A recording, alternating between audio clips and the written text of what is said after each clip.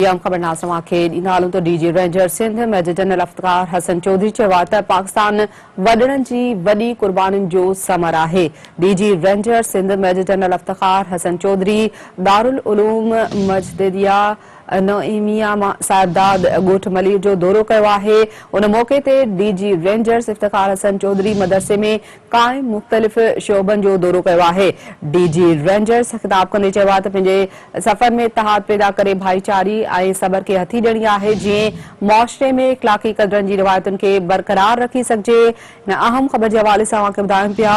हुन इहो बि चयो आहे त समूरा आलम बैनुल मुस्लिमीन जे जज़्बे तहत पाकिस्तान जी तरक़ी खुशहाली ऐं इस्लाम जे पुरअमन शख्स खे उजागर करण में पंहिंजो भरपूर किरदार अदा कनि। अहम ख़बर नाज़रन सां शेयर करे रहिया आहियूं।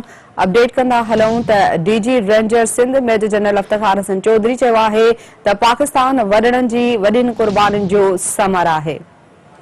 तफ़सील मालूम कंदासीं हिन हवाले सां सिंध टीवी न्यूज़ जे रिपोर्टर ख़ालिक मंगी खां। ख़ालिक मंगी, वधीक छा चवणु आहे डीजी रेंजर सिंध जो?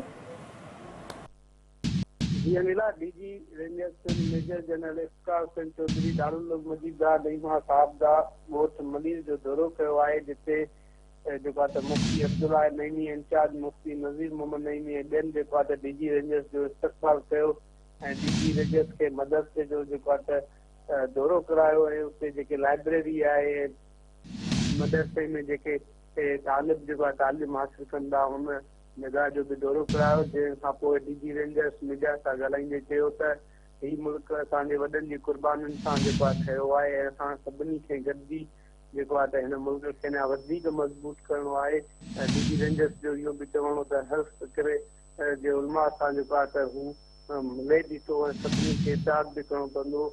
पाकिस्तान जेको आहे त हिकु सुठो ऐं तरक़ी ऐं खुशहाली वारो मुल्क आहे। हुन मुल्क में तरक़ीअ लाइ सभिनी खे पुरअमन ऐं ॿधीअ जो जेको आहे त ॿधी करणी पवंदी, जंहिंसां जेको आहे त मुल्क अञा वधीक मज़बूत थींदो।